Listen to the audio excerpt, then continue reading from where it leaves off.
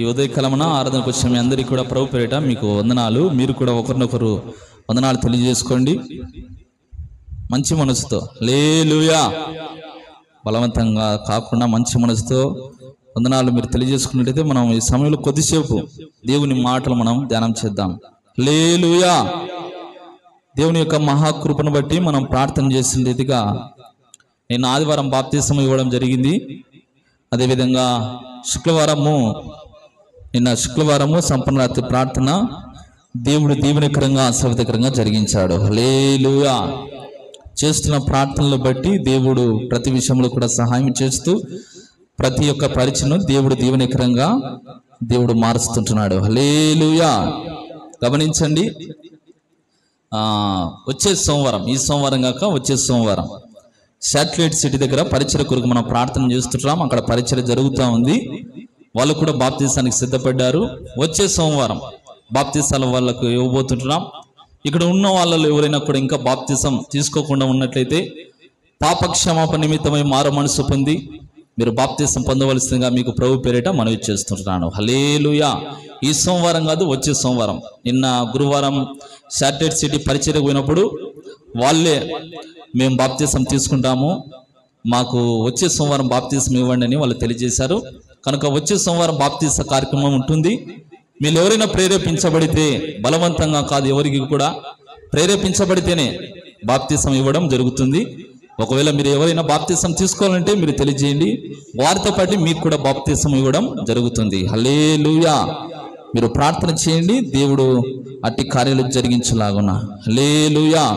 మంచిది. ఈ సమయంలో మనం వాక్యాన్ని ధ్యానం చేద్దాం. పరిశుద్ధ గ్రంథము నుండి ఎఫెసీయులకు రాసిన పత్రిక 5వ అధ్యాయము 1-2 వచనాలు. కావున మీరు ప్రియులైన పిల్లల వలె దేవుని పోలి నడుచుకొనుడి. క్రీస్తు మిమ్మును ప్రేమించి పరిమళ వాసనగా ఉండుటకు మన కొరకు తన్ను తానే దేవునికి అర్పణముగాను బలిగాను అర్పగించుకునేను. అలాగునని మీరును ప్రేమ కలిగి నడుచుకొనుడి. నిన్న ఆదివారము సంఘానికి వచ్చింటే మనకు తెలిసి ఉంటుంది, సంఘం అంత్య దినాలలో ఏ విధంగా ఉండకూడదో ఒక 3 విషయాలు తెలియజేశాను. తిమోతికి రాసిన 2వ పత్రిక గమనించినట్టయితే 3వ అధ్యాయము అక్కడి 1వ వచనం నుంచి 2 వచనాలు రాయబడి ఉంది. దానికి కంటిన్యూగా విషయాలు తెలియజేస్తానని మీకు చెప్పాను గడిచిన ఆదివారం. కాకుంటే కొంతమంది వస్తుంటున్నారు, కొంతమంది రావడం లేదు కనుక ఒక ఆదివారం వస్తే ఒక ఆదివారం రాకుండా ఉంటున్నారు, ఇబ్బంది కనుకనే అది లేకుండా ఒకే వర్తమానం చెప్తే బాగుంటుందని ఆలోచన చేసి ఈ ఉదయకాలంలో ఈ వాక్యాన్ని అందించడం జరుగుతుంది. కనుక ఈ సమయంలో మనం ఈ వాక్యాన్ని మనం ధ్యానం చేద్దాం. చూడండి, ఎఫెసీయులకు రాసిన పత్రిక 5వ అధ్యాయం 1-2 వచనాలు మనం చదువుకొని ఉంటున్నాం. మీరు ప్రియులైన పిల్లల వలె దేవుని పోలి నడుచుకునుడి. ఇక్కడ వాక్యములు మనం చూస్తుంటున్నాం. అపోస్తలుడు వంటి పౌలు ఎఫెసీ సంఘానికి తెలియజేస్తుంటున్నాడు. ఏమని అంటున్నాడంటే, మీరు ప్రియులైన పిల్లల వల్లే దేవుని పోలి నడుచుకునడి. మనం అందరం కూడా ఎవరి పోలి నడుచుకోవాలంట? దేవుని పోలి నడుచుకోవాలని వాక్యములో మనం చూస్తుంటాం. ఎందుకు దేవుని పోలి నడుచుకోవాలి? ఎందుకు దేవుని పోలి నడుచుకోవాలి చెప్పండి. రాయబడింది, మనం చదువుదాం. ఆది కాండము 1వ అధ్యాయం 27వ వచనం. ఆది కాండం 1వ అధ్యాయము 27వ వచనాన్ని కూడా మనం ఈ సమయంలో మనం చదువుదాం. దేవుడు తన స్వరూపమందు నరుని సృజించెను.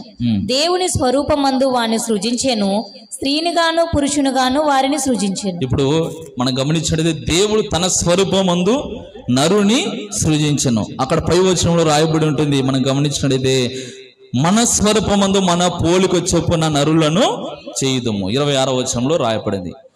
దేవుడు ఏం చేశాడు చెప్పండి? ఆయన పోలిక చొప్పున మనందరినీ కూడా కలగజేశాడు. హల్లెలూయా. చూడండి, మనం కూడా ఈ లోకంలో గమనిస్తూ ఉంటాం. ఎవరికైనా పిల్లలు పుట్టారనుకోండి, ఏమంటారు చెప్పండి? పోలుస్తుంటారు.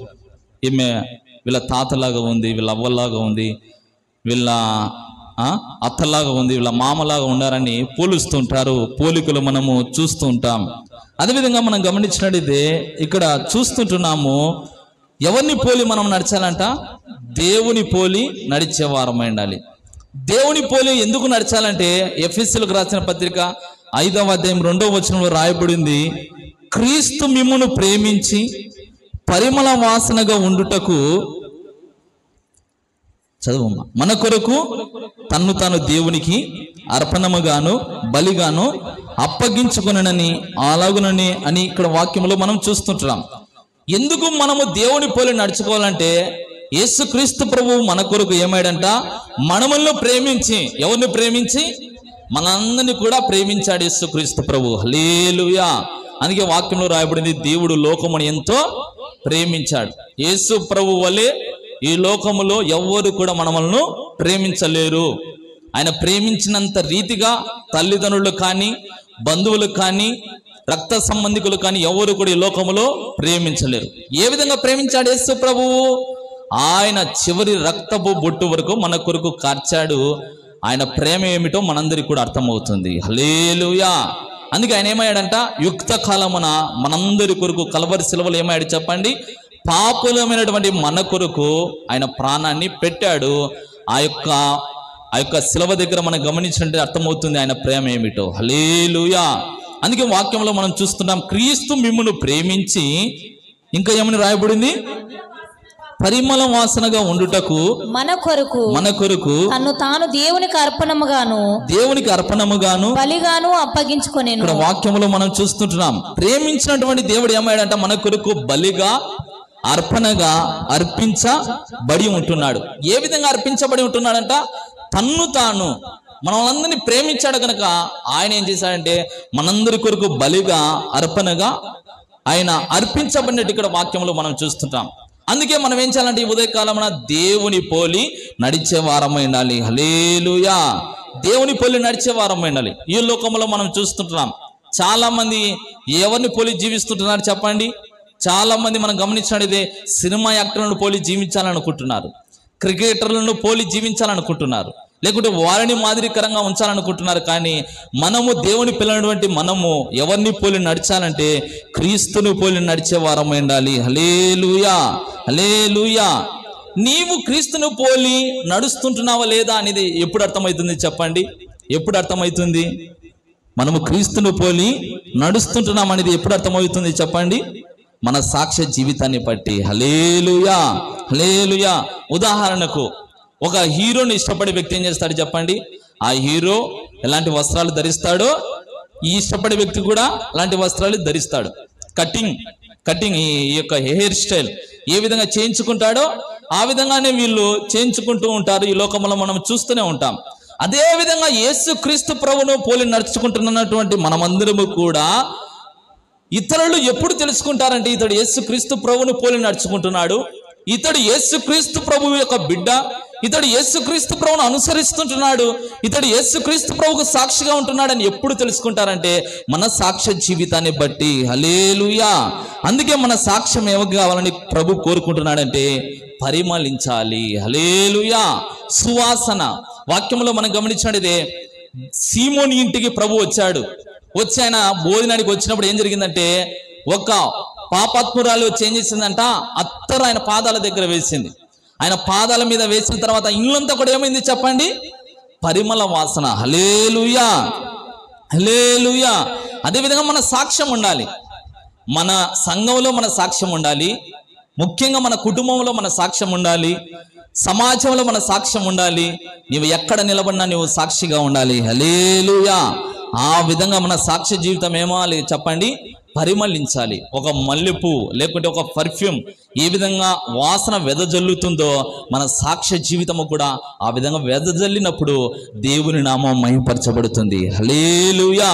అందుకే వాక్యంలో రాయబడింది, క్రీస్తు మిమ్మును ప్రేమించి మన సాక్ష్య జీవితము పరిమళ వాసనగా ఉండడానికి ఆయన మన కొరకు ఏమయ్యాడంట, బలిగా అర్పణగా అప్పగించబడినట్టు వాక్యములో మనం చూస్తుంటున్నాం. కనుక ఈ ఉదయకాల సమయంలో వాక్యం వింటున్నాం, మనము ఎవరిని పోలి నడవాలి చెప్పండి? క్రీస్తును పోలి నడిచే వారం ఉండాలి. ఎప్పుడు మనం క్రీస్తును పోలి నడుస్తుంటున్నామని సమాజం తెలుసుకుంటుందంటే మన సాక్ష్యాన్ని బట్టి. హల్లెలూయా.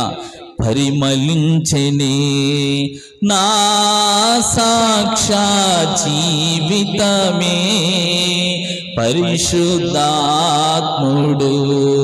నన్ను నడిపించుచున్నందునే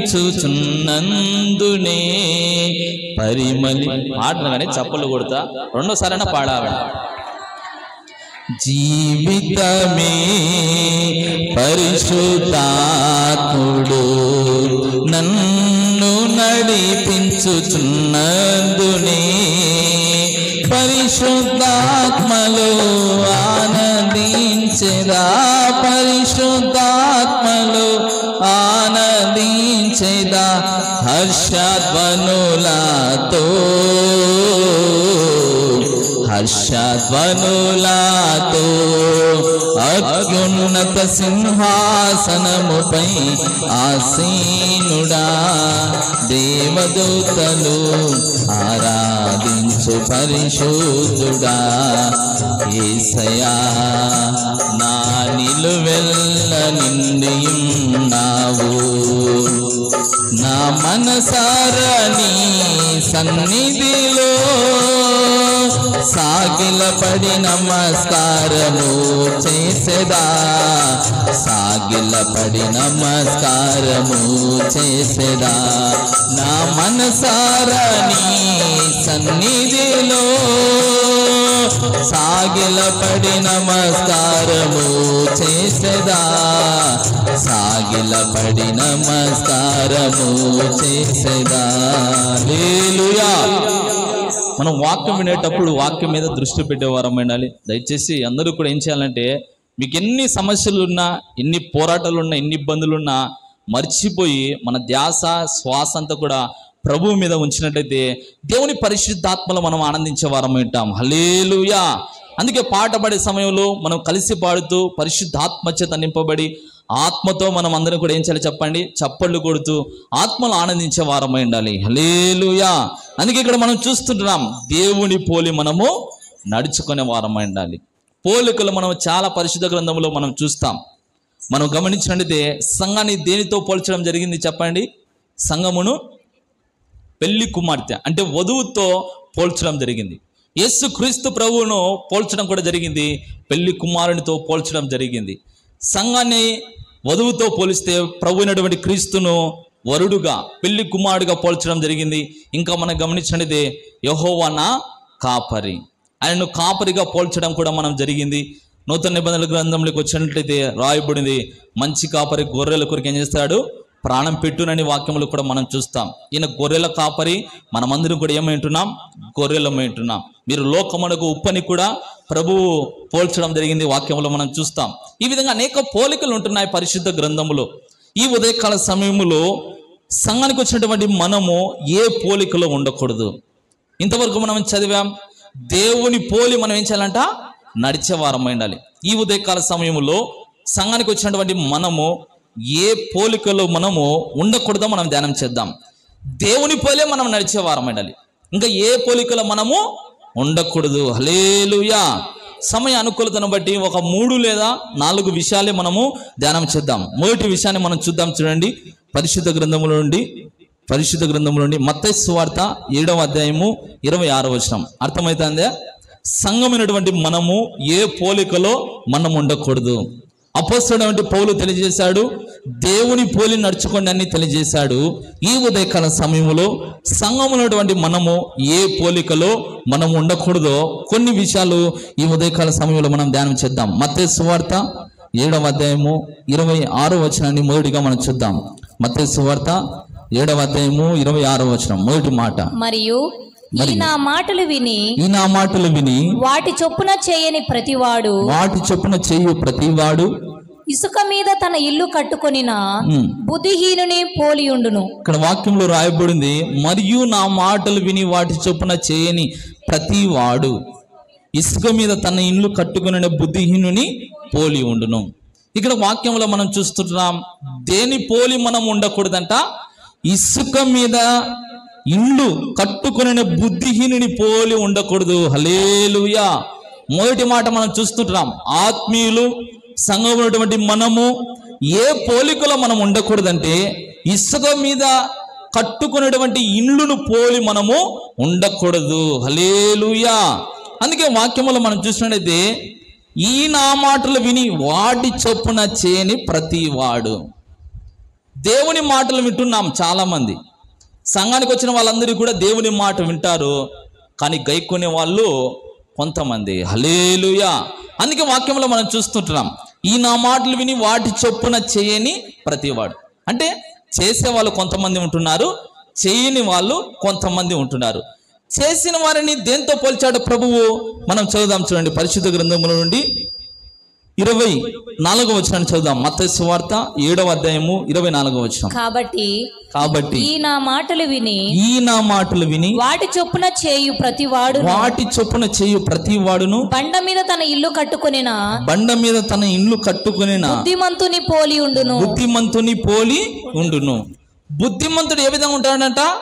దేవుని మాటలు వింటాడు, బండ మీద అతడు ఏం చేస్తాడంట? ఇల్లును కట్టుకుంటాడు. బుద్ధిహీనుడు ఏం చేస్తాడంట? ఇసుక మీద ఇల్లు కట్టుకుంటాడు. వాక్యములో మనం గమనించినట్లయితే ఇతడు ఎవరంట? బుద్ధిహీనుడు. బుద్ధిహీనుడి గురించి అదేవిధంగా బుద్ధిమంతుని గురించి రాయబడింది. ఈ ఉదయకాల సమయంలో దేనిని పోలి మనం ఉండకూడదంటే ఇసుక మీద ఇల్లు కట్టుకునేటువంటి బుద్ధిహీనునిగా మనము ఉండకూడదు. హల్లెలూయా. ఈ దినాల్లో గమనించండి, బుద్ధిహీనులుగా చాలా మంది ఉంటున్నారు. మనం బుద్ధిహీనులుగా ఉండకుండా బుద్ధిమంతులుగా ఎప్పుడు ఉంటామంటే ఆయన మాటలు విన్నప్పుడే. హల్లెలూయా. చూడండి, పరిశుద్ధ గ్రంథంలో ఒక ఉపమానం రాయబడింది, మనం చదువుదాం చూడండి. మత్తయి సువార్త 21వ అధ్యాయం 28వ వచనంలో ఒక మనుషునికి 2 కుమారులు ఉన్నారు. అక్కడ ఒక సన్నివేశం ఉంది, మనం చదువుదాం చూడండి. మత్తయి సువార్త 21వ అధ్యాయం 28వ వచనం. మీకేమి తోచుచున్నది? ఒక మనుషునికి 2 కుమారులుండిరి. అతడు మొదటి వాని యొద్దకు వచ్చి కుమారుడా నేడు పోయి ద్రాక్ష తోటలో పని చేయమని చెప్పగా వాడు పోను అని ఉత్తరమిచ్చను కానీ పిమ్మట మనసు మార్చుకొని పోయెను. అతడు రెండవ వాని యొద్దకు వచ్చి ఆ ప్రకారమే చెప్పగా వాడు అయ్యా పోదుననెను కానీ పోలేదు. ఈ ఇద్దరిలో ఎవడు తండ్రి ఇష్ట ప్రకారము చేసిన వాడని వారిని అడిగాను. ఇక్కడ వాక్యంలో మనం చూస్తున్నాం, ఎవరంటే మనకు అర్థమవుతుంది, మొదటి వాడే. హల్లెలూయా. ఒక మనుష్యునికి 2 కుమారులు ఉన్నారంట. 2 కుమారులు ఉంటే మొదటి వానికి చెప్పాడంటే ఏమని చెప్పాడు? ఇక్కడ వాక్యంలో మనం చూసాం. మొదటి వాని దగ్గరికి పోయి నేడు ద్రాక్ష తోటలో పోయి నీవు పని చేయమన్నాడు. వాడు ఏమన్నాడంట? మొదటి వాడు పోడని జవాబిచ్చాడు. రెండో వాని దగ్గరికి కూడా ఆ యొక్క తండ్రి వెళ్ళాడు, రెండో వానికి తెలియజేశాడు. వాడు ఏమన్నాడంట? పోమనగానే ద్రాక్ష తోటలోకి పనికి పోమనగానే ఏమన్నాడంట? పోతానని చెప్పాడు కానీ పోలేదు. మొదటి వాడు ఏం చేశాడంటే మనస్సు మార్చుకున్నాడు. ఎప్పుడు ముందుకు తండ్రికి ఏమని సమాధానం ఇచ్చాడు? పోనని చెప్పాడు. అతడు ఆలోచన చేశాడు. ఎందుకు తెలుసా? అతడు బుద్ధిమంతుడిని పోలి ఉంటున్నాడు. హల్లెలూయా. తండ్రి మాటను ఏం చేశాడు చెప్పండి? విన్నాడు. హల్లెలూయా. తప్పిపోయిన కుమారుడు తిప్పలు పడడానికి, పందులు తినే పొట్టు అతని దక్కకపోవడానికి, దుర్భర స్థితిలోకి వెళ్ళడానికి గల కారణం ఏమిటంటే తండ్రి మాట వినకపోవడమే. హల్లెలూయా. పరమ తండ్రి అయినటువంటి దేవాది దేవుని మాట ఎవరైతే వినరో వాళ్ళు ఏ విధంగా ఉంటారంటే బుద్ధిహీనులుగా ఉండేవారై ఉంటున్నారు. ఇక్కడ 2 వ్యక్తుల్ని మనం చూసాం. తండ్రికి 2 కుమారులుంటే 2కి చెప్పాడు పనికి వెళ్ళమని ద్రాక్ష తోటలోకి. మొదటి వాడు పోనన్నాడు, మనసు మార్చుకొని పనికి వెళ్ళాడు. రెండో కుమారుడితో పోతానన్నాడు, పోలేడు. అంటే ఇక్కడ వాక్యం వింటున్నాం, మనం అందరూ కూడా ఏ విధంగా ఉండాలంటే బుద్ధిమంతులుగా ఉండేవారమై ఉండాలి. ఎప్పుడు ఉంటామో తెలుసా? ఆయన మాటలు విన్నప్పుడే మనం ఆత్మీయంగా కట్టబడే వారమై ఉన్నాము. హల్లెలూయా. ఎక్కడంట మనం కట్టబడాలి? బండ మీద కట్టబడాలి. ఇప్పుడు ఇల్లు కట్టబడుతుంటున్నాయి. ఇల్లు కట్టే సమయంలో ఏ దాని మీద కడతారు చెప్పండి? ఏ దాని మీద కడతారంటే బండ మీద కడతారు. బేస్ మఠం మీద ఇల్లు కడతారు. ఇప్పుడు ఆ ఇల్లు ఏమవుతుంది చెప్పండి? వరదలు వచ్చినా ఎన్ని వచ్చినా కూడా ఆ ఇల్లు నిలకడగా ఉంటుంది. బండ మీద లేకుండా ఇసుక మీద కట్టామనుకో నీళ్ళు ఏమవుతుంది చెప్పండి? వాన వచ్చినప్పుడు, వరదలు వచ్చినప్పుడు ఏమవుతుంది? ఆ ఇల్లు కూలిపోతుంది. కనుక మనమందరము కూడా బండ మీద కట్టబడే వారమైండాలి. బండ మీద ఎవరు కట్టబడతారంటే ఆయన మాటలు విన్నవారే బండ మీద కట్టబడతారు. హల్లెలూయా. ఎందుకు బండ మీదనే కట్టబడాలి? ఇంతకు బండ అంటే ఏమిటో మనం చూద్దాం. చూడండి, కొరింథీయులకు రాసిన పత్రిక, మొదటి కొరింథీయులకు రాసిన పత్రిక 10వ అధ్యాయము 4వ వచనాన్ని మనం చూద్దాం. ఎందుకు బండ మీదనే మనం కట్టబడాలి? మొదటి కొరింథీయులకు రాసిన పత్రిక 10వ అధ్యాయము 4వ వచనం. అందరూ ఆత్మ సంబంధమైన ఒకే పానము చేసిరి, ఏలయనగా తమను వెంబడించిన ఆత్మ సంబంధమైన బండలోనిది త్రాగిరి, ఆ బండ క్రీస్తే. ఎందుకు మనం బండ మీద కట్టబడాలంట? ఆ బండ ఎవరంట? క్రీస్తు. హల్లెలూయా, హల్లెలూయా. క్రీస్తు అనే బండ మీద మనం ఏం చేయాలి చెప్పండి? కట్టబడే వారమైనాలి. ఎవరు కట్టబడతారంట? ఎవరు కట్టబడతారంటే బుద్ధిమంతులు. ఇక్కడున్న మనం అందరం కూడా బుద్ధిమంతులు మా కాదనేది ఎప్పుడు అర్థమవుతుందంటే, ఆయన మాట వింటే ఎవరమో చెప్పండి, మనము వినలేదంటే బుద్ధిహీనలం. నేను చెప్పేది కాదు, మనకే అర్థమవుతుంది. దేవుడు మనకే ఇచ్చాడు అవకాశం. ప్రతి ఆదివారం వస్తుంటున్నాం, శుక్రవారం వస్తుంటున్నాం, ఆయన పోలి నడుచుకుంటున్నామని చెప్పుకుంటున్నాం. మనం అందరం కూడా ఏం చేయాలి చెప్పండి? ప్రతి ఒక్కరు కూడా ఆయన మాట మనము వినేవారం అయినాలి. ఎవరైతే ఆయన మాట వింటారో బండ మీద కట్టబడినటువంటి ఇల్లును పోలిన వారిగా ఉంటారు. ఆయన మాట వినడం వారు ఇసుక మీద కట్టబడినటువంటి ఇల్లుగా ఉంటారు. అందుకే ఉదయకాల సమయంలో మనము ఏ పోలికలో మనం ఉండకూడదంట? ఇసుక మీద కట్టబడినటువంటి ఇల్లును పోలి మనము ఉండకూడదు. హల్లెలూయా. మొదటిగా మనం చూసాం, ఇసుక మీద కట్టబడినటువంటి ఇల్లును మనం పోలి ఉండకూడదు. చూద్దాం, చూడండి మరొక మాట. 40వ కీర్తన 2వ వచనాన్ని మనం చూద్దాం. 40వ కీర్తన 2వ వచనాన్ని మనం చూద్దాం. 40వ కీర్తన 2వ వచనం. నాశనకరమైన గుంటలో నుండి జిగటగల దొంగ ఊబిలో నుండి ఆయన నన్ను పైకెత్తెను. నా పాదములు బండ మీద నిలిపి నా అడుగులు స్థిరపరచెను. హల్లెలూయా. బండ మీద ఎప్పుడైతే కట్టబడతామో మనం ఏమైతాం చెప్పండి? స్థిరపరచబడుతాం. హల్లెలూయా. స్థిరత్వం ఉంటుంది మనలో. ఎప్పుడు క్రీస్తు అనే బండ మీద మనం ఏం కావాలి చెప్పండి? కట్టబడే వారమై ఉండాలి. నాశనకరమైనటువంటి గుంటలో నుండి, జిగటగల దొంగ ఊబిలో నుండి ఆయన మనల్ని ఏం చేశాడు చెప్పండి? లేవనెత్తాడు పైకి. హల్లెలూయా. నాశనకరమైనటువంటి గుంటలో, జిగటగల దొంగ ఊబిలో ఉన్నటువంటి నన్ను కూడా చేయించాడు ప్రభు. చెయ్యి ఏం చేశాడు చెప్పండి? లేవనెత్తాడు.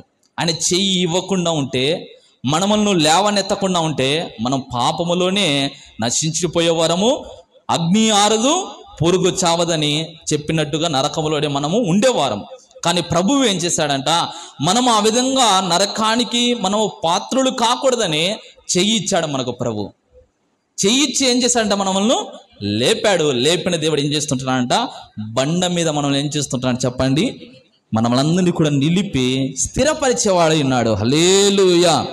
కృపయేనా అడుగులు స్థిరపరచి బండపై నిలిపెను,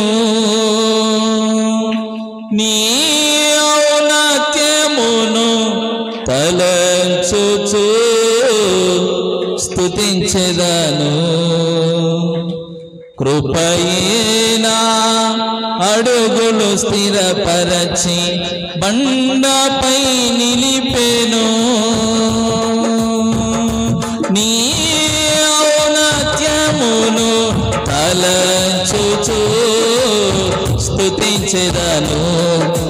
నా జీవితాన పూరిసెలేని కృపామృతం నా జీవకు మధురాతి మధురం నీ నామగానామృతము.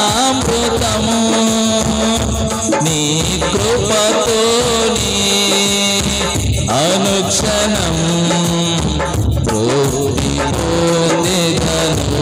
నీ కృపతోని అనుక్షణం తృప్తి పొందెదను. హల్లెలూయా. ఎందుకు స్తుతించకుండా ఉంటున్నాం తెలుసా? ఎందుకు ఆరాధించలేకుంటున్నాం తెలుసా? సిగ్గు అనేది ఎందుకు అడ్డం వస్తుంది తెలుసా?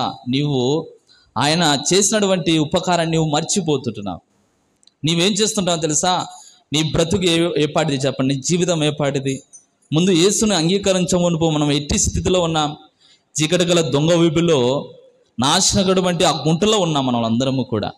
యేసు ఏం చేశాడు చెప్పండి? చెయ్యిచ్చి లేవనెత్తాడు.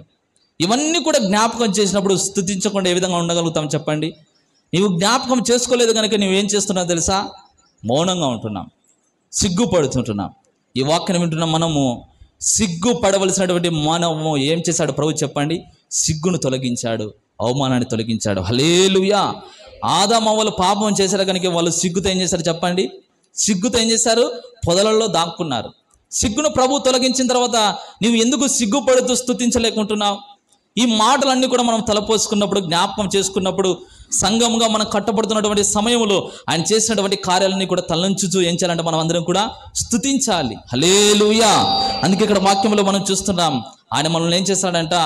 మనల్ని కూడా లేపి క్రీస్తు అనే బండ మీద మనందరినీ కూడా ఏం చేశాడు చెప్పండి? స్థిరపరిచాడు. మరొక మాట మనం చూద్దాం పరిశుద్ధ గ్రంథం నుండి ఎఫెసీయులకు రాసిన పత్రిక 2వ అధ్యాయం 20వ వచనం. ఎఫెసీయులకు రాసిన పత్రిక 2వ అధ్యాయం 20వ వచనం. క్రీస్తు యేసే ముఖ్యమైన మూలరాయి ఉండగా, క్రీస్తు యేసు ముఖ్యమైన మూలరాయి ఉండగా అపోస్తులను ప్రవక్తలను వేసిన పునాది మీద మీరు కట్టబడి ఉన్నారు. హల్లెలూయా. క్రీస్తు యేసు ఏమైంటున్నాడంట? ముఖ్యమైన మూలరాయి ఉన్నాడు. నిషేధించిన రాయి మూలకు ఏమవుతుందంట? తలరాయి అవుతుంది. హల్లెలూయా. యేసు క్రీస్తు ప్రభువు ఆయన ముఖ్యమైన మూలరాయి ఉండగా అపోస్తులు ప్రవక్తలు వేసిన పునాది మీద మీరు కట్టబడుచున్నారు. ఆదిమ సంఘము, ఇప్పుడు ఆదిమ సంఘం అంతా కూడా అపోస్తులకు ప్రభు ఏం చేశాడు చెప్పండి? ఆయన ముఖ్యమైన మూలరాయి ఉండి వాళ్ళకి ఏం చేశాడు చెప్పండి? వాళ్ళకు అపోస్తులకు ప్రవక్తలకు ఏం చేశాడు చెప్పండి? ఏ విధంగా మనం కట్టబడాలనో వారికి తెలియజేశాడు ప్రభు. అదేవిధంగా మనము కూడా ఏ విధంగా ఉండాలని సంఘానికి తెలియజేస్తుంటారంటే పౌలు క్రీస్తు యేసును ముఖ్యమైన మూలరాయిగా మనం ఉంచుకొని అపోస్తులు ప్రవక్తలు వేసినటువంటి పునాది మీద మనం ఏం కావాలంట? కట్టబడే వారమై ఉండాలి. హల్లెలూయా. సంఘానికి వస్తుంటున్నాం, పోతుంటున్నాం, దానివల్ల ఎలాంటి ప్రయోజనం ఉండదు. సంఘానికి వస్తున్నటువంటి మనమందరము కూడా క్రీస్తును మూలరాయిగా చేసుకొని అపోస్తులు ప్రవక్తలు వేసినటువంటి పునాదుల మీద మనం ఏం కావాలంట? దినదినము కూడా కట్టబడే వారమై ఉండాలి. హల్లెలూయా. ఆదిమ సంఘము విస్తరించడానికి గల కారణం ఏమిటంటే అపోస్తుల బోధ యందు, సహవాసమందు, రొట్టె విరుచుట యందు, ప్రార్థన చేటి యందు వాళ్ళు ఎడతెగక ఉన్నారు గనుకనే ఆదిమ సంఘం ఏమైంది చెప్పండి? విస్తరించబడింది. హల్లెలూయా. ఆదిమ సంఘానికి మూలరాయి ప్రభు అంటున్నాడు కనుకనే ఏమైంది చెప్పండి? ఆదిమ సంఘము విస్తరించబడింది. ఇప్పుడు ఈ దినాల్లో కూడా సంఘం విస్తరించబడడానికి కారణం ఏమిటంటే ప్రభువు ముఖ్యమైన మూలరాయిగా ఉంటున్నాడు. మనమందరము కూడా కట్టబడే వారమై ఉండాలి. కట్టబడాలంటే ప్రభువును మూలరాయిగా చేసుకోవాలి. అపోస్తులు ప్రవక్తల బోధ మీద మనమందరం కూడా దినదినము కూడా కట్టబడే వారమై ఉండాలి. హల్లెలూయా. హల్లెలూయా. అందుకే మనం మొదటిగా దేనిని పోలి మనం ఉండకూడదంటే ఇసుక మీద కట్టబడినటువంటి ఇండ్లను పోలి మనము ఉండకూడదు. ఈ వాక్యాన్ని వింటున్నటువంటి నీవు ఒకవేళ ఆయన మాటలు విని కూడా నీవు ఆత్మీయంగా కట్టబడకుండా ఉన్నట్లయితే దేవుడు మరొక అవకాశాన్ని ఇస్తుంటున్నాడు. ఈ దినము నుంచి అయినా క్రీస్తును నీవు మూలరాయిగా చేసుకొని అపోస్తుల యొక్క బోధ లేకుంటే ప్రవక్తలు వేసినటువంటి ఆ పునాది మీద దినదినము కట్టబడే వారమై ఉండాలి. కట్టబడినప్పుడు ఏమవుతాం చెప్పండి? వాన వచ్చినా వరదలు వచ్చినా మనము క్రీస్తు బండ మీద కట్టబడుతుంటాం కనుక స్థిరముగా ఉండే వారమై ఉన్నాము. హల్లెలూయా. సంఘానికి వస్తున్న వాళ్ళలో ఏమవుతుంటున్నారు చెప్పండి? చాలా మంది సంఘాల్లో మనం చూసినట్టయితే చాలా మంది పడిపోతుంటున్నారు. చాలా మంది సమస్యలు వచ్చినప్పుడు క్రీస్తు నుంచి దూరం అయిపోతుంటున్నారు. గల కారణం ఏమిటంటే వాళ్ళు కట్టబడేది ఏమవుతుంటున్నారో తెలుసా? సరిగా కట్టబడడం లేదు. క్రీస్తును మూలరాయిగా చేసుకోకుండా వాళ్ళు ఉంటున్నారు. అపోస్తుల ప్రవక్తల బోధన వారు ఏం చేస్తుంటున్నారు చెప్పండి? ఆ యొక్క బోధన ప్రక్కన పెట్టి వాళ్ళు ఏం చేస్తుంటున్నారు? కట్టబడకుండా ఉంటున్నారు. అందుకే ఉదయకాల సమయంలో మనము దేనిని పోలి మనం ఉండకూడదంటే ఇసుక మీద కట్టబడినటువంటి ఇళ్ళను పోలి మనము ఉండకూడదని మొదటి మాట మనం చూసాం. రెండో మాట మనం ధ్యానం చేద్దాం. చూడండి, పరిశుద్ధ గ్రంథంలో నుండి రెండో మాట మనం ధ్యానం చేద్దాం. రెండో మాట మనం గమనించినట్లయితే మత్తయి సువార్త 23వ అధ్యాయము 27వ వచనాన్ని మనం చూద్దాం. మత్తయి సువార్త 23వ అధ్యాయము 27వ వచనం. వేషధారులైన శాస్త్రులారా, పరిసయ్యులారా, మీరు సున్నము కొట్టిన సమాధులను పోలి ఉన్నారు. మీరు సున్నము కొట్టిన సమాధులను పోలి ఉన్నారు. అవి వెలుపల శృంగారముగాను అగపడును గాని లోపల చచ్చిన వారి ఎముకలతోను సమస్త కల్మషముతోను నిండి ఉన్నవి. రెండవదిగా మనము దేనిని పోలి ఉండకూడదంటే సున్నము కొట్టిన సమాధులను పోలి ఉండకూడదని ఇక్కడ వాక్యంలో మనం చూస్తుంటున్నాం. హల్లెలూయా. మొదటి మాట మనం చూసాం, ఇసుక మీద కట్టబడినటువంటి ఇల్లును పోలి మనము ఉండకూడదు.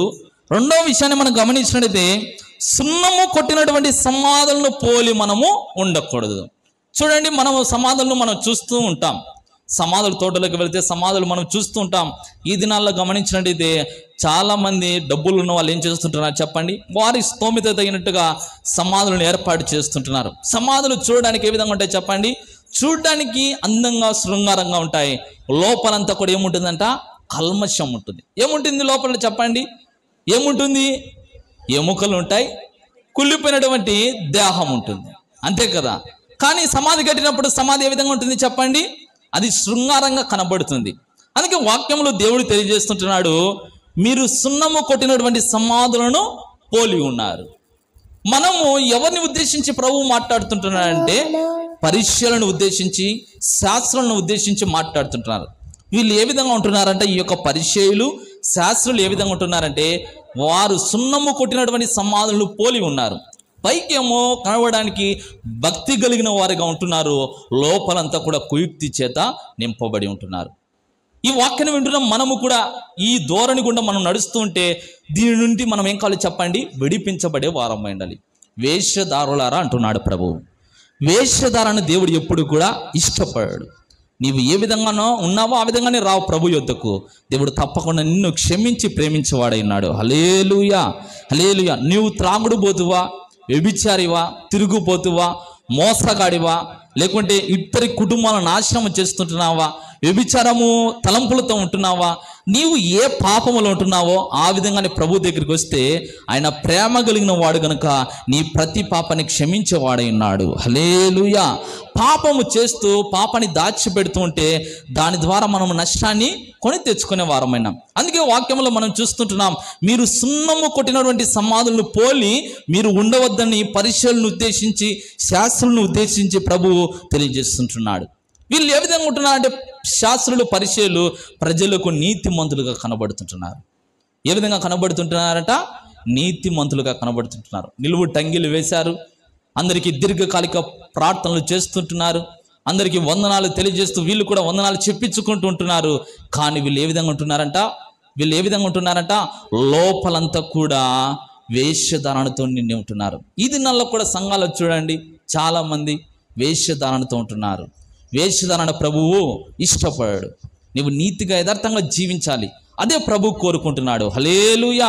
మనం ఏం చేస్తుంటాం చెప్పండి? మనం మనుషులను మోసం చేస్తుంటున్నాం అనుకుంటున్నాం.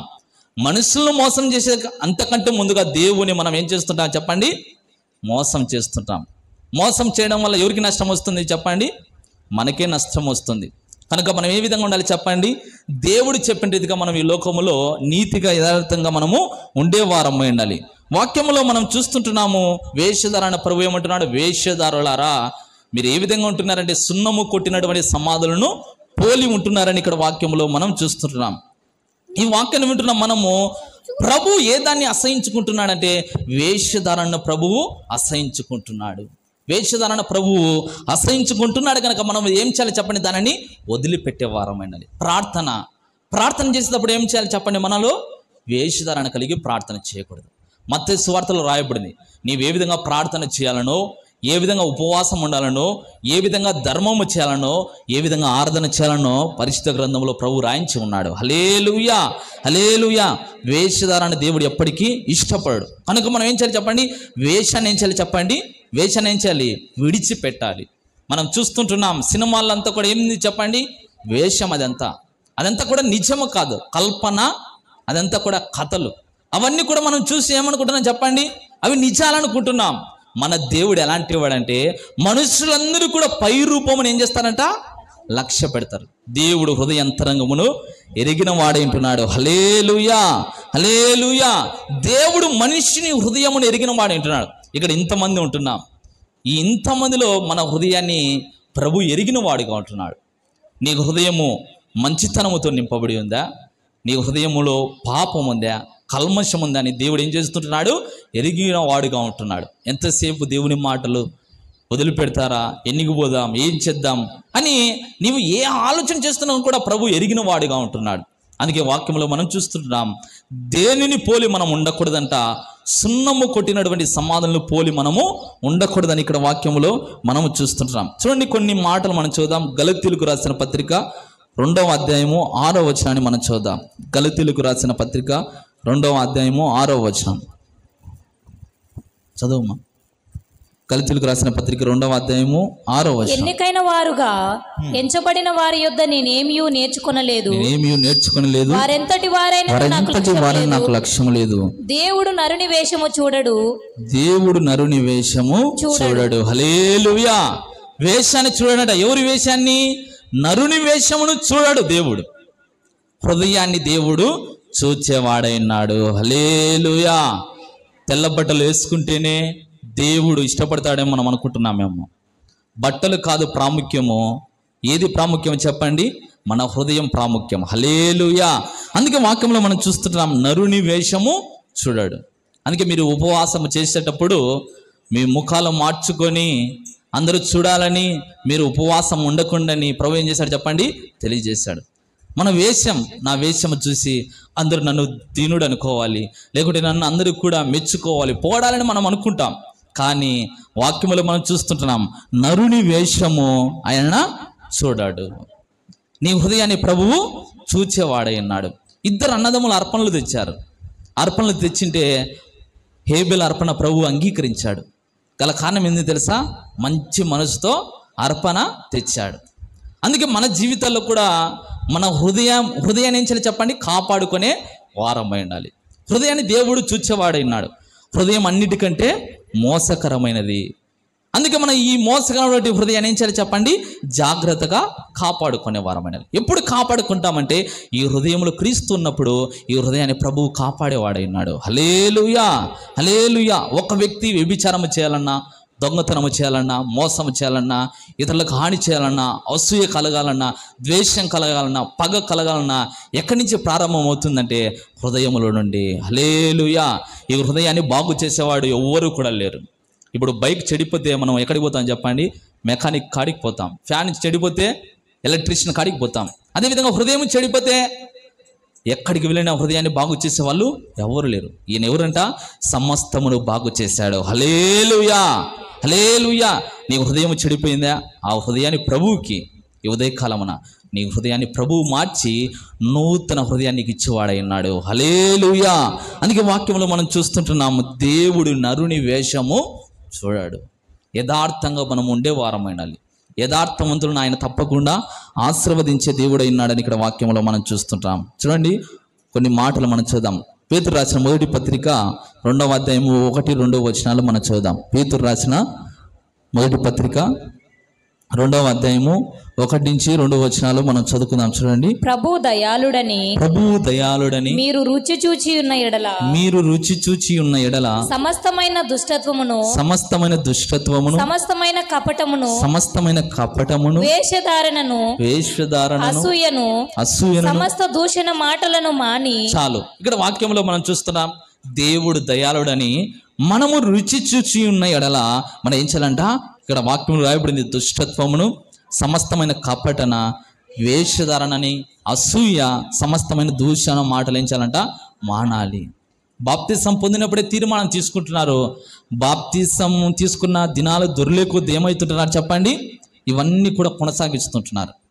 వాక్యంలో మనం చూస్తుంటున్నాం, మనం బాప్తిసం పొందిన తర్వాత ఏం చేస్తుంటాం చెప్పండి? మనం ఏం చేస్తుంటున్నాం? మన పాపములన్నీ కూడా ఏమవుతుంటున్నాయి చెప్పండి? మన పాపములన్నీ కూడా సమాధి చేయబడుతుంటున్నాయి. క్రీస్తు ద్వారా మనం నూతన పరచబడుతుంటున్నాం కనుక అన్ని వచ్చేంత వరకు కూడా మనం ఏ విధంగా ఉండాలి చెప్పండి? నూతన సృష్టిగానే ఉండేవారమై ఉండాలి. హల్లెలూయా. నూతన జీవితం కలిగి ఉండేవారమై ఉండాలి. క్రైస్తవం అంటే క్రిస్మస్కు మాత్రమే చేసేది, ఆదివారం మాత్రమే చేసేది, శుక్రవారం మాత్రమే చేసేది కాదు. కానీ ప్రభు వచ్చేంత వరకు కూడా మనం ఏ విధంగా ఉండాలంట? ఆయన కోరుకునే రీతిగా ఈ లోకంలో జీవించే వారమై ఉండాలి. ప్రభువు దయాళుడని రుచి చూచి ఉన్న ఎడల వేషధారణ మనం ఏం చేయాలంట? మానాలి. వేషధారణ విడిచిపెట్టాలి. పైకి భక్తిపరుడిగా లోపలంతా కుయుక్తి ఉండి మనం ఈ విధంగా ఉండకూడదు. ఏం చేయాలంట? వేషధారణ మనలో ఏం చేయాలి చెప్పండి? మానాలని ఇక్కడ వాక్యములో మనం చదువుతుంటున్నాం. చూడండి, మరొక మాట మనం చూద్దాం. తెస్సలోనికీయులు రాసిన మొదటి పత్రిక 2వ అధ్యాయము 3వ వచనం. తెస్సలోనికీయులు రాసిన మొదటి పత్రిక, తెస్సలోనికీయులు రాసిన మొదటి పత్రిక 2వ అధ్యాయము 3వ వచనాన్ని మనం చదువుదాం. ఏలయనగా మా బోధ కపటమైనది కాదు, మా బోధ కపటమైనది కాదు, అపవిత్రమైనది కాదు, అపవిత్రమైనది కాదు, మోసయుక్తమైనది కాదు, మోసయుక్తమైనది కాదు కానీ సువార్త మాకు అప్పగించుటకు యోగ్యులమని దేవుని వలన ఎంచబడిన వారమై దేవుని వలన ఎంచబడిన వారమై మనుషులను సంతోషపెట్టు వారము కాక మన హృదయములను పరీక్షించు దేవునిని సంతోషపెట్టు వారమై బోధించుచున్నాము అని ఇక్కడ వాక్యములో రాయబడింది. ఇంకా మనం అక్కడ చదివినట్లయితే వేషమైనను ఎన్నడూ వినియోగింపలేదు, ఇందుకు దేవుడే సాక్షిని ఇక్కడ వాక్యములో మనం చూస్తుంటున్నాం. ఈ వాక్యాన్ని ఒకసారి మనం గమనించినట్లయితే అపోస్తలుడైనటువంటి పౌలు తెస్సలోనిక సంఘానికి తెలియజేస్తుంటున్నాడు. ఏమని తెలియజేస్తుంటున్నాడు? అందరూ చూడండి, బోధ గురించి తెలియజేస్తూ మా బోధ కపటమైనది కాదు, ఇంకా ఏమంటున్నాడు? అపవిత్రమైనది కూడా కాదు, మోసయుక్తమైనది కాదు కానీ సువార్త మాకు అప్పగించుటకు యోగ్యులమని దేవుని వలన ఎంచబడిన వారమై మనుషులను సంతోషపెట్టు వారము కాక మన హృదయమును పరీక్షించు దేవుని సంతోషపెట్టు వారమై బోధించుచున్నాము. హల్లెలూయా. ఎందుకు ఈ విధంగా బోధిస్తుంటున్నాడు పౌలు అంటే, ఇక్కడ వాక్యములో మనం చూస్తుంటున్నాము, దేవుడు హృదయమును ఏం చేసేవాడైనాడంట? పరీక్షించువాడై ఉన్నాడు. హల్లెలూయా. ఈ కడవరి దినాల్లో, అంత్య దినాల్లో బోధకులు ఏ విధంగా వస్తారో కూడా వాక్యంలో రాయబడింది. చాలా మంది ఏం చేస్తుంటున్నారంట? కల్పన కథలు చెప్పేవారు, కల్పన కథలు చెబుతూ మనుషులు ఏం చేస్తుంటున్నారో చెప్పండి? క్రీస్తు మార్గములో నుంచి ఏం చేస్తుంటున్నారో చెప్పండి? చెరిపి వేస్తుంటున్నారు. అందుకే ఈ దినాల్లో కూడా సంఘాలు ఏమైపోతుంటున్నాయంటే, వారి స్వలాభము, వారి స్వకీయ ఆలోచనలు నెరవేర్చుకోవడానికి బోధకులను సమకూర్చుకుంటున్నారంట. హల్లెలూయా. ఎందుకు చెప్పండి? మాకు బోధకుని మేము సమకూర్చుకుంటే ఈ బోధకుడు మమ్మల్ని సంతోషపెట్టేటట్టు చెప్తాడు. మేము ఎంత తప్పుడు పని చేసినా ఈ బోధకుడు మమ్మల్ని ఖండించాడు, గద్దించాడు, బుద్ధి చెప్పడని ఈ కడవరి దినాలలో ప్రజలు ఏం చేస్తుంటున్నారంట? వారి స్వకీయ దురాశలను నెరవేర్చుకోవడానికి బోధకులను సమకూర్చుకుంటున్నారని ఇక్కడ వాక్యంలో మనం చూస్తుంటున్నాం. ఈ వాక్యాన్ని వింటున్నటువంటి మనం ఏమి తెలుసుకోవాలంటే, ఈ కడవరి దినాలలో బోధించే వాళ్ళు ఏ విధంగా బోధిస్తుంటున్నారో మనం తెలుసుకునే వారమై ఉండాలి. వాక్యము నిన్ను సంతోషపెట్టేటట్లు బోధిస్తూ ఉంటే అది క్రీస్తు బోధ కాదని నీవు గుర్తెరగాలి. నీ ఇష్టం వచ్చినట్టు నీవు జీవించంటే అది క్రీస్తు ఇష్టపడే బోధ కాదని మనం తెలుసుకునే వారమై ఉండాలి. అంత్య దినాల్లో ఏం చేస్తుంటున్నారంటే, మనుషులు బోధ, తప్పుడు బోధలు విని ఏమైతుంటున్నారంటే ఆత్మీయ జీవితంలో ఏమైతుంటున్నారు చెప్పండి? పడిపోతుంటున్నారు. కనుక బోధ మనం ఏం చేయాలంటే జాగ్రత్తగా మనం ఆ బోధ మంచిదే కాదని మనం తెలుసుకునే వారమైనాలి. హితబోధ, ఆరోగ్యకరమైన బోధ ఏదో సంఘము గుర్తెరగాలి. హల్లెలూయా. గుర్తెరగకుండా ఏమవుతుందంటే సంఘం ఏమవుతుందంటే ప్రమాదములో పడుతుంది. అందుకే అపోస్తలుడైనటువంటి పౌలు ఏం చేస్తుంటున్నాడంటే, మేము అపవిత్రముగా కాకుండా, కపటముగా కాకుండా, మోసముతో కాకుండా సువార్త ప్రకటించడానికి ప్రభు ద్వారా యోగ్యులమని ఎంచబడ్డాము కనుక ఈ సువార్త మనుషులను సంతోషపెట్టేటట్టు కాక హృదయాన్ని పరీక్షించే దేవునికి ఇష్టపడేటట్లు మేము బోధిస్తుంటున్నామని ఆ యొక్క తెస్సలోనిక సంఘానికి పౌలు తెలియజేస్తుంటున్నాడు. హల్లెలూయా. అంటూ ఏమంటున్నాడంటే, మీరు ఎరిగి ఉన్నట్టు మేము ఇచ్చకపు మాటలైనను ధనాపేక్షలను కప్పిపెట్టు వేషమునైనను ఎన్నడూ వినియోగింపలేదు, ఇందుకు దేవుడే సాక్షి. హల్లెలూయా. హల్లెలూయా. ఈ వాక్యాన్ని వింటున్న మనలో ఏ విధంగా ఉండేవారమైందంటే బోధ విషయంలో జాగ్రత్త కలిగి ఉండాలి. బోధ ఆరోగ్యకరమైనటువంటి బోధ ఏదో, అనారోగ్యము కలిగించే బోధ ఏమిటో, దేవుని మార్గంలోకి నడిపించే బోధ ఏమిటో, తప్పుడు మార్గంలోకి నడిపించే బోధ ఏమిటో సంఘం గుర్తెరగాలి. హల్లెలూయా. హల్లెలూయా. కడవరి దినాల్లో ఉంటున్నాం. నేనే క్రీస్తుని చెప్పుకొని చెప్పే వాళ్ళు చాలామంది, పైకి గొర్రెబొచ్చు వేసుకొని లోపల క్రూరమైన తోడేల స్వభావం కలిగి చెప్పేవాళ్ళు కొంతమంది, ధనాపేక్షతో నింపబడి బోధ ప్రకటించే వాళ్ళు కొంతమంది, స్వలాభము కోసం ప్రకటించే వాళ్ళు కొంతమంది ఈ విధంగా వస్తుంటున్నారు కనుక సంఘము జాగ్రత్త పడాలి.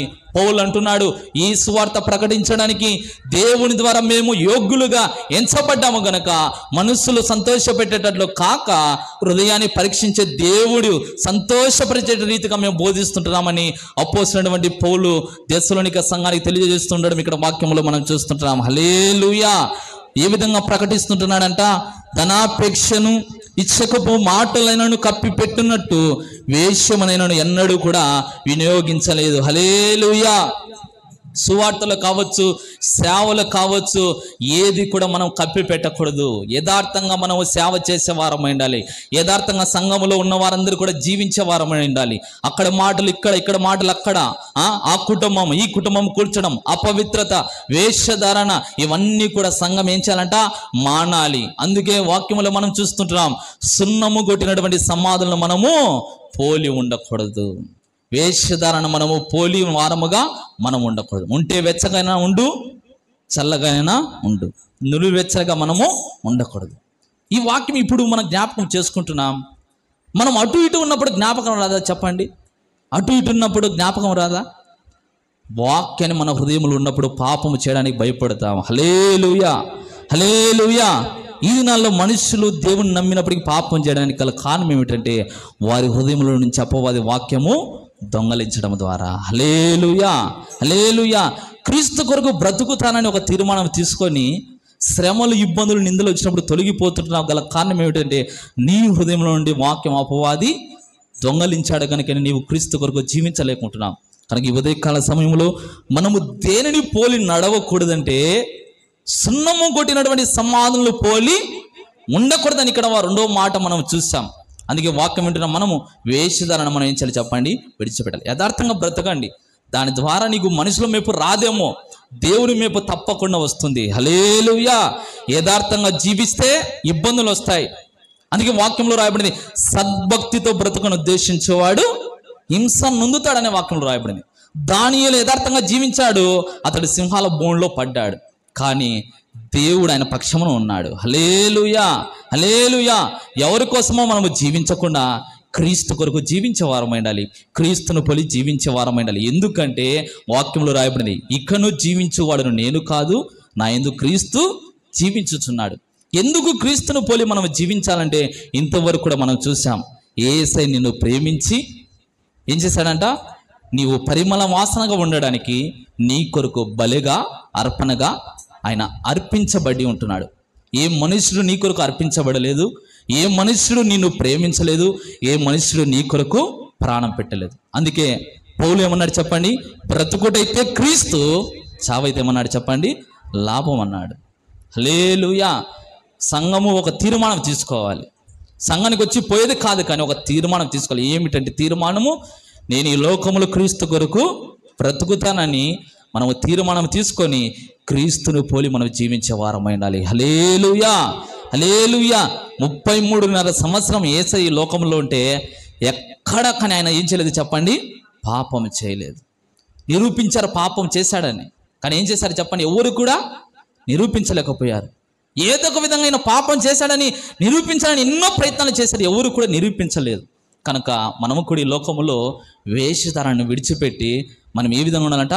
యథార్థంగా జీవించే వారమైనాలి. యథార్థవంతుల యొక్క కుటుంబాన్ని ఆశీర్వదిస్తాడు, యథార్థవంతుల యొక్క ప్రార్థన ఆశీర్వదిస్తాడు, యథార్థవంతులను చూచి ఆయన ఆనందపడేవాడైనాడు. కనుక వేషధారాన్ని విడిచిపెట్టి మనం అందరం కూడా యథార్థంగా జీవించాలని ప్రభువు ఇష్టపడుతుంటున్నాడు. మొదటి మాట మనం చూసాం, ఇసుక మీద ఇల్లు కట్టిన ఇంటిని మనము పోలి ఉండకూడదు, సున్నము కొట్టినటువంటి సమాధులను పోలి ఉండకూడదు. మూడో మాట చూసి మనం ప్రార్థన చేసుకుందాం. యాకోబు రాసిన పత్రిక 1వ అధ్యాయం 23వ వచనం.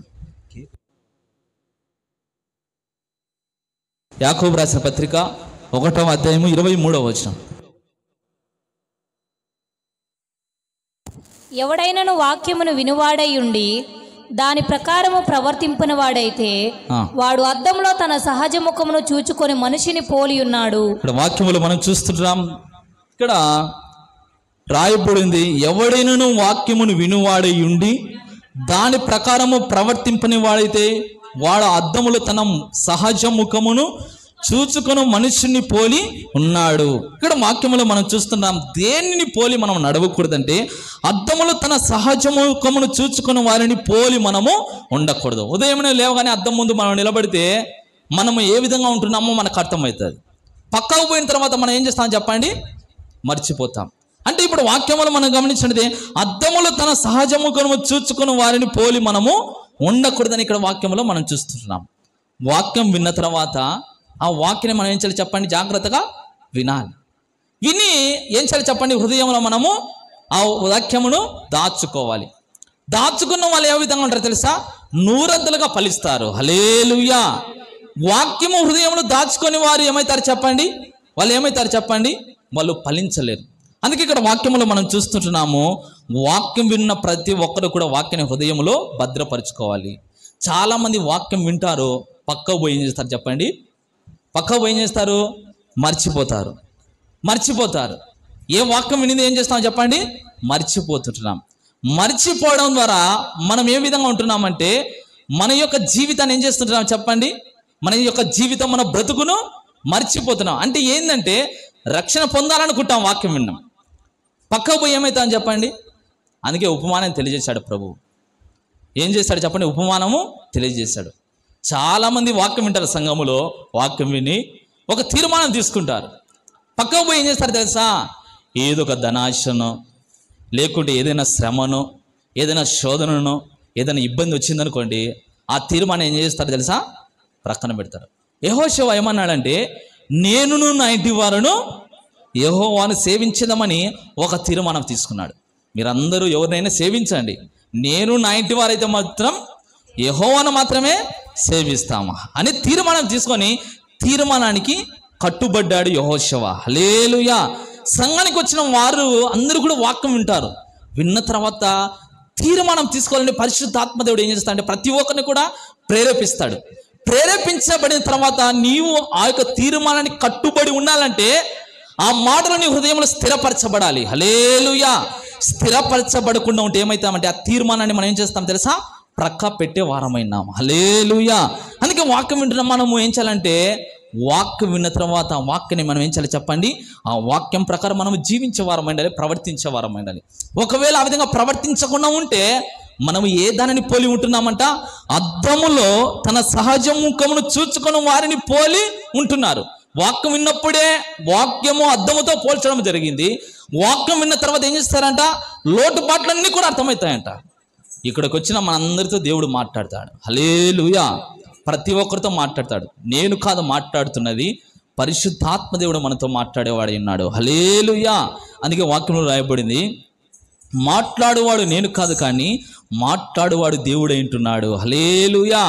నేను కూడా మీలాంటి వాడినే, కానీ నాకు దేవుడు ఈ అవకాశం ఇచ్చాడు కనుక నేను మాట్లాడుతుంటున్నాను. కానీ మనందరితో ఎవరు మాట్లాడుతుంటున్నారు చెప్పండి, పరిశుద్ధాత్మ దేవుడు మాట్లాడుతుంటున్నాడు. హల్లెలూయా. ఆయన మాట్లాడుతున్న సమయంలో ఏం జరుగుతుందంటే మనలో కార్యం ప్రారంభమవుతుంది. ఏ కార్యం తెలుసా, ఎక్కడ లోపం ఉందో, ఎక్కడ త్రొట్టిల్లుతుంటున్నామో, ఎక్కడ క్రీస్తుకు మనం విరోధంగా జీవిస్తుంటున్నామో, ఎక్కడ ఆయన దుఃఖపరుస్తుంటున్నామో, ఎక్కడ ఆయన గాయపరుస్తుంటున్నామో, ఎక్కడ మనం విరోధంగా జీవిస్తుంటున్నామో మనకు అర్థమవుతుంది. ఈ విధంగా పరిశుద్ధాత్మ దేవుడు మనందరితో మాట్లాడేవాడైనాడు కనుక వాక్యం విన్న సమయంలో మనకేమో అర్థమవుతుందంటే ప్రతి ఒక్కరితో పరిశుద్ధాత్మ దేవుడు మాట్లాడేవాడు అంటున్నాడని మనకు తెలుస్తుంది. కనుక ఆయన మాట్లాడేటప్పుడు మనం ఏం చేయాలి చెప్పండి, మాట్లాడేటప్పుడు మనం ఏం చేస్తాం తెలుసా, ఈ మాటలు నాకు కాదు, ఈ మాటలు నా ప్రక్కన వాళ్ళకు, ఈ మాటలు అదో అక్కకు, ఇదేదో ఈ మాటలు ఎన్నకు, ఇదే ఈ మాటలు ఈమకని మనం వాళ్ళ నీళ్ళను మనం పోల్చుకుంటూ ఉంటాం. అందుకే వాక్యంలో రాయబడింది, వేషధారి మొదట నీ కంటిలో ఉన్నటువంటి దూలమును తీసేయి, ఆ తర్వాత నీ సహోదరుని కంటిలో ఉన్నటువంటి నులుసును తీయడానికి నీకు వీలుగా ఉంటుంది. హల్లెలూయా. పెద్ద దూలం మన కంటిలో ఉంచుకొని మన సహోదరుని కంటిలో ఉన్నటువంటి నలుసును ఎంచడం ఎలా చెప్పండి, దాన్ని తీయడానికి వీలవుతుందా చెప్పండి. మొదట మనం ఏం చేయాలి చెప్పండి, మనం మారాలి, తర్వాత మన పక్కన వాళ్ళను ప్రభువులకి నడిపించడానికి వీలుగా ఉంటుంది. హల్లెలూయా. పౌలు ఏమన్నాడు, నేను క్రీస్తును పోలి నడుచుకున్న ప్రకారము మీరు నన్ను పోలి నడుచుకో. అంటే నన్ను పోలి నడుచుకోండి అని ఎందుకు అంటున్నాడంటే ఈ పౌలు చెబుతున్న వాడు ఏం చేస్తున్నాడు తెలుసా, క్రీస్తును పోలి నడుచుకుంటున్నాడు. హల్లెలూయా. అందుకే పౌలు ఏం చేస్తాడంటే, తిమోతి నీవు యవనస్తుడు గనుక నీవు మాటల్లోనూ ప్రవర్తనలోనూ ప్రేమలోను విశ్వాసములోను నీవు మాదిరికరంగా ఉండని యవనస్తుడు వంటి తిమోతికి తెలియజేస్తాడు. హల్లెలూయా. ముందు మనం అబద్ధాలు ఆడకుండా ఉంటే ఇతరులకు చెప్పామనుకోండి, వాళ్ళు కూడా ఏం చేస్తారు తెలుసా, చెప్పాను అబద్ధాలు ఆడలేదు కాబట్టి నేను కూడా ఆడకూడదని వాళ్ళు ఏం చేస్తారు, ఆలోచన చేస్తారు. మనమే అక్రమంగా జీవిస్తూ మనమే నామకర్తంగా ఉండి మనలోనే పాపం ఉంచుకొని ఇతరులకు తెలియజేస్తే వింటారా చెప్పండి?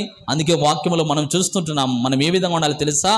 వాక్యం అనే అద్దం ఎదుట మనం నిలబడి మనలో ఉన్నటువంటి లోపాలను మనం ఏం చేయాలి చెప్పండి, చూచుకొని మనం ఏం చేయాలంట, మన జీవితాలను మార్చుకునే వారం ఉండాలి. చివరి మాట మనం చూసి ప్రార్థన చేస్తున్నాం. చూడండి, పరిశుద్ధ గ్రంథంలో నుండి లూకా సువార్త మనం చదువుదాం, ప్రార్థన చేసుకుందాం. లూకా సువార్త 8వ అధ్యాయము. లూకా సువార్త 8వ అధ్యాయం. అక్కడ ఉపమానం గురించి రాయబడింది, చదవండి అమ్మా. ఉపమానం చదువమ్మా. వెంటనే ఆయన దేవుని రాజ్య సువార్తను తెలుపుచు ప్రకటించుచు ప్రతి పట్టణంలోను ప్రతి గ్రామములోను సంచారము చేయుచుండగా 12 మంది శిష్యులను అపవిత్రాత్మలను 11వ వచనం చదవండి అమ్మా. ఈ ఉపమాన భావం ఏమనగా, విత్తనము దేవుని వాక్యము త్రోవ ప్రక్క నుండి వారు వినువారు కాని నమ్మి రక్షణ పొందకుండునట్లు అపవాది వచ్చి వారి హృదయములో నుండి వాక్యం ఎత్తుకొని పోవును. ఉపమానం ప్రభు తెలియజేస్తుంటున్నాడు. వాక్యమే విత్తనము, వాక్యమని వాళ్ళకు ఉపమాన రీతిగా తెలియజేస్తుంటున్నాడు. ఇక్కడ వాక్యంలో మనం చూస్తున్నాం, త్రోవ ప్రక్కన ఉండు వాళ్ళు ఏ విధంగా ఉంటారంట, వారు వింటారంట. కానీ అక్కడ ఏముంది చెప్పండి, వింటారు కానీ వాళ్ళు రక్షణ పొందకుండా ఉండడానికి అపవాది వచ్చి ఏం చేస్తుందంట, వారి హృదయములో నుండి వాక్యం ఏం చేస్తుందంట, ఎత్తుకొని పోతుంది. వాక్యం వింటున్నారు అందరూ కూడా. వాక్యం విన్న తర్వాత ఏం కావాలి చెప్పండి, విన్న తర్వాత నీవు రక్షణ పొందాలి. హల్లెలూయా, హల్లెలూయా. పేతురు ప్రకటించాడు. యేసుక్రీస్తు ప్రభు గురించి ప్రకటించగానే వారి హృదయం నొచ్చుకునింది. వారి హృదయం నొచ్చుకోగానే వాళ్ళు ఏమడిగారు చెప్పండి, మేము బాప్తిసం పొందాలంటే ఏం చేయాలన్నాడు. మీరు మూర్ఖులకు ఈ తరము వారికి వేరే ఉండి పాప క్షమాపణ నిమిత్తం మీరు మారు మనసు పొందండి అన్నాడు. అంటే ఇక్కడ వాక్యంలో మనం గమనించినట్లయితే వీళ్ళు విన్న తర్వాత వీళ్ళు రక్షణ పొందడానికి వీళ్ళు ఏమయ్యారు చెప్పండి, సిద్ధపడ్డారు. హల్లెలూయా. చాలా మంది విని రక్షణ పొందాలనుకుంటారు. రక్షణ పొందకపోవడానికి గల కారణం ఏమిటంటే అపవాది వారి హృదయంలో ఏం చేస్తుందంట, వాక్యం ఎత్తుకొని పోతుంది. హృదయం నొచ్చుకుంటుంది. ఎందుకు? వాక్యం అద్దము వంటిది కనుక. నీ లోపం ఏదో నీకు తెలిసింది, నీ హృదయం నొచ్చుకునింది, నీవు గాయపడ్డావు.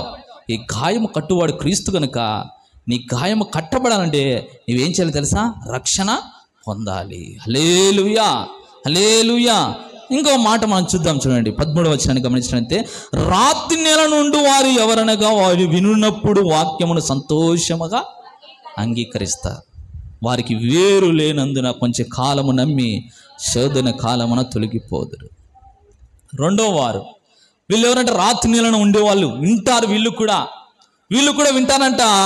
వినేటప్పుడు ఏ విధంగా వింటారంట, సంతోషంగా దేవుని వాక్యాన్ని వింటారంట. వినేటప్పుడు ఏముంటుంది చెప్పండి, మనకు సంతోషం. ఈ సంతోషంగా విన్న తర్వాత ఏం జరుగుతుందంట, వాక్యంలో మనం చూసినట్టు వారికి వేరు లేనందున కొంచెం కాలము నమ్మి శోధన వచ్చినప్పుడు ఏమవుతుంటున్నారంట, తొలగిపోతుంటున్నారు. ఈ వాక్యాన్ని వింటున్నాం. మనము ఏ విధంగా ఏ విత్తనాలను పోలి ఉంటున్నామో ఒకసారి ఆలోచన చేసే వారం ఏంటని. 3వ వచనాన్ని మనకు 14వ వచనాన్ని గమనించినట్లయితే ఇక్కడ రాయబడింది, ముళ్ళ పొదలలో పడినటువంటి విత్తనాలు విని కాలము గడిచిన కొలది ఈ జీవన సంబంధమైన విచారముల చేతను ధన భోగముల చేతను అణిచివేయబడి పరిపక్వముగా ఫలింపని వారు. ఈ జీవన సంబంధమైనటువంటి విచారములు, ధన భోగములు వారి జీవితాలలోకి రావడం ద్వారా వాళ్ళు పరిపక్వత చెందకుండా ఉంటున్నారు. ఒక చెట్టును మనం నాటిన తర్వాత అది పరిపక్వత చెందిందా లేదా అని మనకు తెలియాలంటే దాని ఫలాలను బట్టి మనకు అర్థమవుతుంది. హల్లెలూయా. అది పరిపక్వత చెందలేదంటే దానిలో ఏమి లేవు చెప్పండి, దానిలో ఫలాలు లేవు. కనుక దేవుని సంఘానికి వచ్చిన మనమందరం కూడా ఫలాలు ఏం కావాలి చెప్పండి, ఫలించే వారముగా ఉండాలని ఇక్కడ వాక్యములో మనం చూస్తుంటున్నాం. 4వ విషయాన్ని మనం గమనించినట్లయితే మంచి నేలను ఉండు వారు ఎవరనగా యోగ్యమైన మంచి మనసుతో వాక్యం విని దానిని అవలంబించి ఓపికతో ఫలించేవారు. హల్లెలూయా. ఇప్పుడు మీకు ఏం తగ్గింది చెప్పండి? ఇప్పుడు ఓపిక తగ్గిపోయింది. ఓపిక కలిగిన వారు ఏమవుతారంట? ఫలిస్తారు. హల్లెలూయా, హల్లెలూయా. అందుకే వాక్యం వినేటప్పుడు మనం ఏం చేయాలంటే ఓపిక మనము తెచ్చుకునే వారం అండి. నేను చెప్తానని కాదు, దేవుడు మనతో మాట్లాడుతుంటాడని ఓపిక మనం తెచ్చుకోవాలి. యేసుక్రీస్తు ప్రభువు ఏం చేశాడు? 3 రోజులు వాక్యాన్ని ప్రకటించాడు. అప్పుడు రోజులు వేరు, ఇప్పుడు రోజులు వేరు అనుకుంటున్నామేమో. ఎంత వింటే అంత మేలు మనకు. హల్లెలూయా. వింటే ఏమవుతుంది చెప్పండి? అవిశ్వాసులుగా మనం మారం.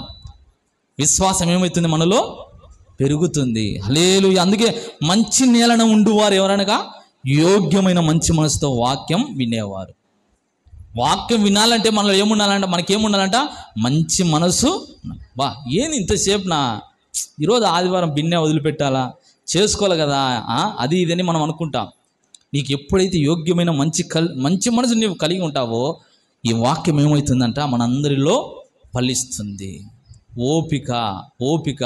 ఒక వ్యవసాయదారుడు ఏ విధంగా తొలకరి వర్షం కొరకు, కడవరి వర్షం కొరకు ఎదురు చూచి విత్తనము వేస్తాడో అదేవిధంగా మనము కూడా ఓపిక కలిగి ఉండేవారమైనది. అది తొలకరి వర్షం కొరకు, కడవరి వర్షం కొరకు ఎదురు చూచి ఆ యొక్క వ్యవసాయదారుడు ఆ యొక్క విత్తనాన్ని వేస్తాడు. విత్తనాన్ని వేసిన తర్వాత కూడా అతడు ఏం చేస్తాడు తెలుసా? ఫలము కొరకు ఓపికతో ఏం చేస్తాడు చెప్పండి? ఎదురు చూస్తాడు. ఈ వాక్యం వింటున్న మనము కూడా ఓపిక కలిగిన వారు ఏమవుతారంటే నూరంతులుగా వాళ్ళు ఫలిస్తారు. హల్లెలూయా, హల్లెలూయా. ఒక పరుగు పందెములో బహుమానం మనం పొందాలంటే మొదటిగా మనలో ఏముండాలంటే ఓపిక ఉండాలి. హల్లెలూయా. ఓపిక ఉండాలి. ఓపిక ఉన్నప్పుడే మనం ఏం చేస్తాం చెప్పండి? బహుమానాన్ని మనము పొందుకునే వారం అంటాం. గమ్యాన్ని మనము చేరుకునే వారం అంటాం. ప్రభువు యొక్క రాకడలో మనం అందరం కూడా ఎత్తబడాలంటే, ఆయన ఇచ్చే నిత్య జీవాన్ని మనం పొందుకోవాలంటే మనకు కూడా ఏముండాలి చెప్పండి? ఓపిక ఉండాలి. భక్తి చేయాలన్నా మనకు ఓపిక ఉండాలా, వాక్యం వినాలన్నా ఓపిక ఉండాలా, ఆరాధన చేయాలన్నా ఓపిక ఉండాలా, ప్రార్థన చేయాలన్నా ఓపిక ఉండాలా. కనుక ఈ వాక్యం విన్న మనమందరం కూడా దేనిని పోలి మనం ఉండకూడదంట? ఇసుక మీద కట్టబడినటువంటి ఇల్లును పోలి మనము ఉండకూడదు. సున్నము కొట్టినటువంటి సమాధులను పోలి మనము ఉండకూడదు. 3వది గమనించినట్లయితే అద్దములో సహజ ముఖమును చూచుకొని వారిని పోలి మనము ఉండకూడదు. కనుక ఈ వాక్యం విన్న మనము ఏ విధంగా పోలి మనం ఉండాలంట? క్రీస్తును పోలి ఉండేవారమై ఉండాలి. హల్లెలూయా. ఈ విధంగా క్రీస్తును పోలి మనం ఉంటూ ఆయన రాకడ వరకు ఓపిక కలిగి ఎదురు చూస్తూ నిత్య జీవమును మనం అందరం కూడా పొందుకొందుము గాక.